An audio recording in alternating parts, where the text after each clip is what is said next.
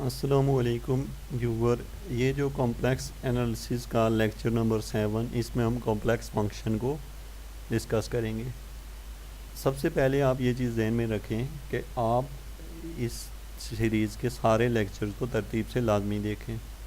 आपकी जो अंडरस्टैंडिंग होती है किसी भी लेक्चर के बारे में, अगर आप किसी भी लेक्चर को 10 से 20% भी समझ जाते हैं तो आप अगले लेक्चर पे जाने के काबिल भी होते हैं।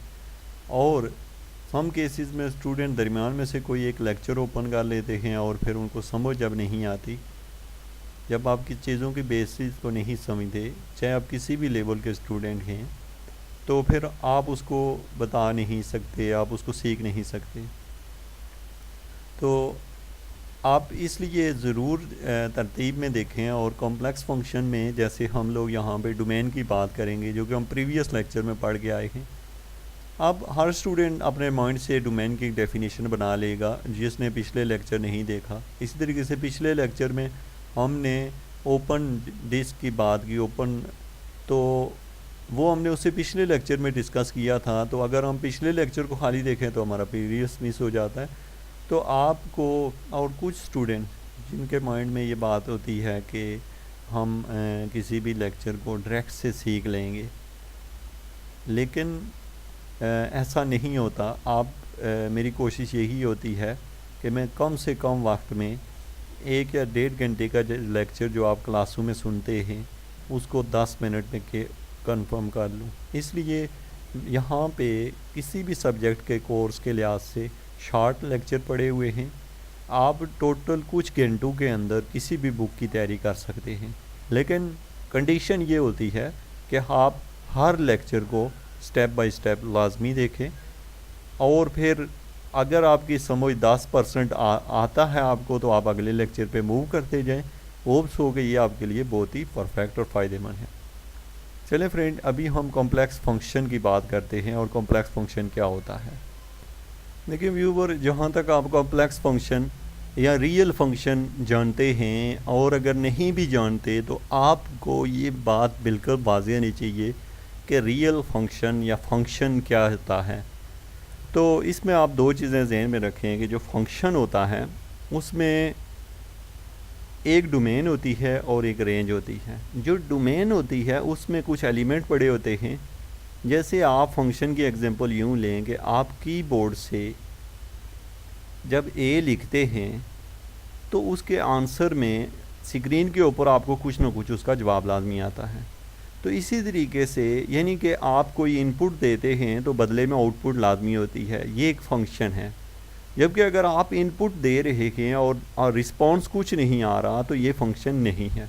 सेम इसी चीज़ को हम रियल फंक्शन में रियल नंबर्स को हम ऑपरेट कर रहे होते हैं, और कॉम्प्लेक्स फंक्शन में हम कॉम्प्लेक्स वेरिएबल को डिस्कस कर रहे होते हैं। अब जैसे यहाँ आप देख रहे हैं F of G equal to W. अब ये एक फंक्शन है, यानी कि आप z मीन इसकी जो वैल्यू होगी ना, वो कोई इमेजिनरी वैल्यू है। इसकी value x plus iota y की फॉर्म में कोई वैल्यू है। इसको जब अप्लाई करते हैं तो इसका जो आउटपुट आ रही है, जो रेंज आ रही है, वो w है। यहाँ पे हम z को जो होता है इसको हम कॉम्प्लेक्स वेरिएबल कहते हैं। अब डोमेन की बात जैसे की थी कि ऊपर हम कर चुके हैं कि डोमेन में क्या क्या चीज़ें इंक्लूड होती हैं। तो अभी आपने फ़िलहाल जो चीज़ इसमें देखनी है, रेंज की बात भी मैंने आपको बताई है और डोमेन की बात भी। अभी हम नेक्स्ट मूव करते हैं। जैसे यहाँ आप देख रहे हैं कि डब्ल्यू बी जो होता है वो इस फॉर्म में होता है। फ़र्क क्या होता है इन दोनों में, और हम एक एग्जांपल से देखते हैं। आप इस एग्जांपल को गौर से देखें। यहाँ लिखा हुआ है W F of Z equal to दिया हुआ है जी स्क्वायर प्लस 3z। अब हमने यहाँ से u और v फाइंड करना है। And calculate the value of f at z equal to 1 plus 3 iota. ये हमें एक क्वेश्चन दिया हुआ है। अब हम क्या करेंगे, सबसे पहली बात ये कि हम z की जगह उसकी वैल्यू पुट करते हैं। अब z की वैल्यू आपको पता है कि x प्लस आयोटा y है।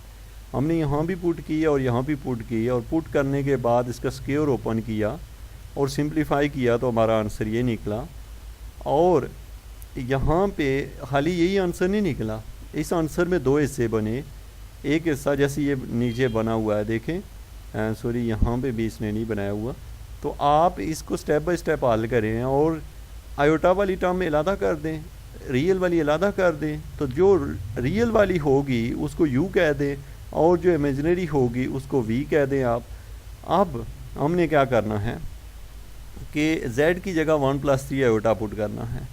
जब हम z की जगह यहाँ 1+3 आयोटा पुट करें यहाँ पे भी और यहाँ पे भी, तो बिल्कुल यही तरीका देखें, इसने ये उसकी वैल्यू पुट की, ये वैल्यू पुट की, इसको सिंप्लीफाई किया, हल किया, जवाब ये आया।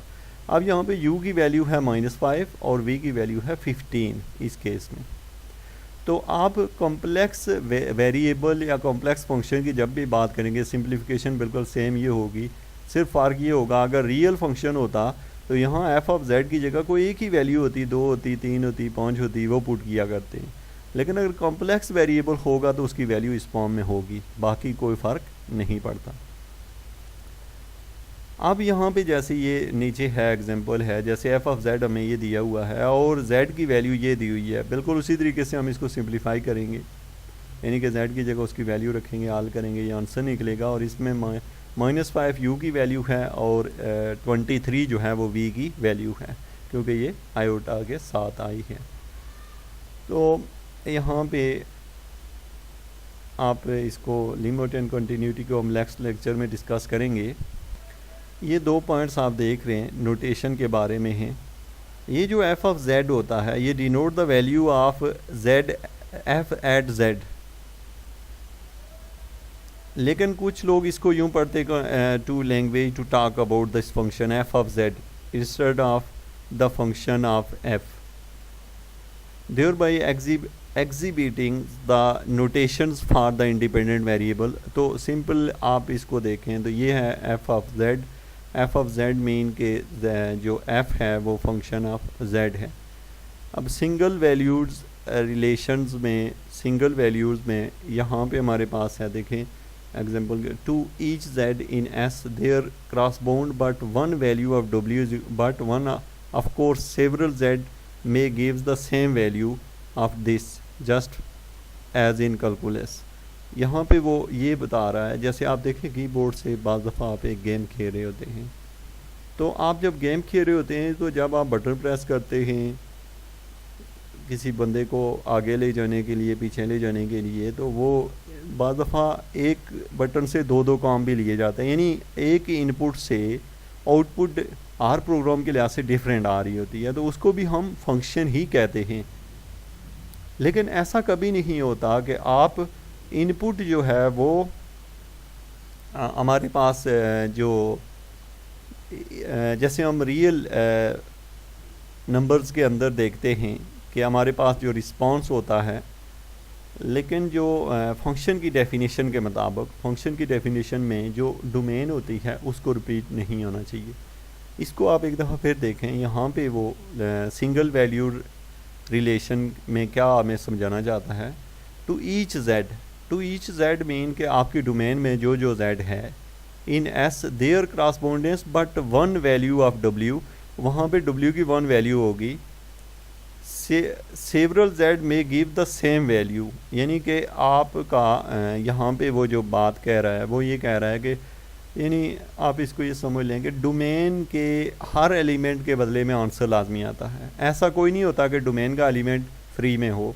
और इसी तरीके से डोमेन के अंदर जितने एलिमेंट होते हैं वो जो हर एलिमेंट के रिस्पॉन्स में जो आगे आंसर आता है, जैसे आप ए प्रेस करें तो जवाब आपको 2 आता है, आप बी प्रेस करें तो शायद फिर 2 आए, तो ये फंक्शन के लिए ठीक है। लेकिन अगर आप ए प्रेस करें तो पहले 1 आया, फिर ए प्रेस किया तो जवाब 2 आया, ऐसा कभी नहीं होता।